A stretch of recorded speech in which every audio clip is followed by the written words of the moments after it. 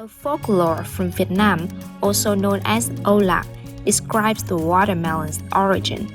Today, we would like to share the story as told by our most beloved Supreme Master Ching Hai in the summer of 2001 during a gathering with our association members in Florida, USA. You know the story of the watermelon? No. No? Didn't I tell you on tape anywhere? Okay, I tell you. This is a story in Vietnam. About a prince. He was an ordinary person, probably poor and then he was adopted by the king of Vietnam at that time. And of course, after he's been adopted by the king, his life is a prince, a princely kind of life. You are so lucky. Suddenly now, you have everything that everyone could ever wish for. Wealth, fame, health, convenience, and honor. Yes, everyone respects you and brings anything at your beck and call. How lucky you are. I thank God for all this. God is the provider. God gives me everything. The king overheard this. He's mad. You are such an ungrateful brat. I am the king. I give you all these comforts, wealth, convenience, and a good wife. But you thank God instead of thanking me? Who is God anyway? Have you ever seen him? Has His ever given you anything? Excuse me, Your Majesty, but even your wealth and your power are also given to you by God. We are all indebted to God only. The king is even madder than before. Madder than when I have my temper. Well, since you don't repent, I am going to show you who is the real provider. Now you and your wife shall be exiled to a remote, deserted island.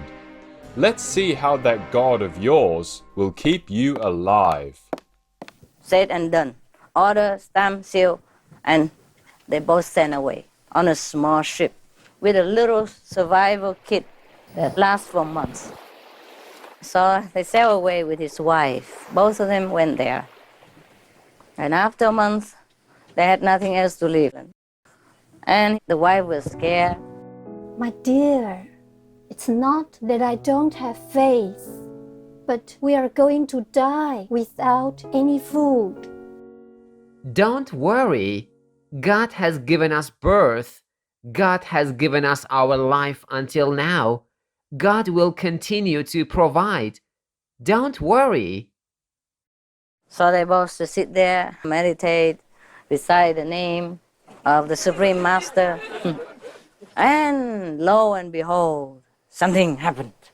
A bird, a black bird, and then two birds, and then three birds, and then a whole bunch of birds were eating something not too far away from them. Something that looks green outside, red inside, and has black seeds.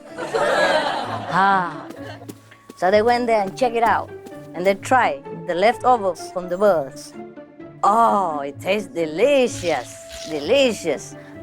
So they go looking for the source of these plants to get more of these fruits. So they survive. They have protein and they have liquid and they have fiber, like vegetable and protein in one meal. So they're eating that and they feel good every day, wonderful time. So they have nothing to worry about and they were so happy. Thank God for this fruit that we get to live a healthy and happy life. Let's share it with others. You are right, darling. We can draw a map of this island so people can come to take more home. They wrote notes with the charcoal on the leaves and they cut the hole in the melons, in this watermelon, and stuck the message in there with a map. And then they seal them, and then they let them float all over around the island, and the waves of the ocean carry them all over in all directions. And soon after, some of the merchants who have been doing business by the way of the sea cut some of them and then open them, so the message inside, and eat them and love them so much. So they found a way to go to the island and get these things. And by the way, because they came there, they get the melons, they also trade in something. Yeah, the necessity. Whatever the couples need, they bring in to trade for the watermelons, because this is a delicacy at that time, a rarity. So they pay a lot of money and they brought them everything. And soon after, it's become like a big trading center. And the king also one day have a taste of that fruit. I like this fruit. Bring me more. You have to wait for a week, Your Majesty, till our next ship is back from that island. What kind of island has such good fruit? That is the island you exiled our prince to a few years ago. Oh, so the king now remembers them. And he has recently been remembering them very much and missed them very much and has feel very sad inside, repented for his own anger. Just one moment of anger. I couldn't think straight. I think they are right. God is the only provider. What would I do without God? I want them to come back. So because of this fruit, the father and son and daughter reunited again.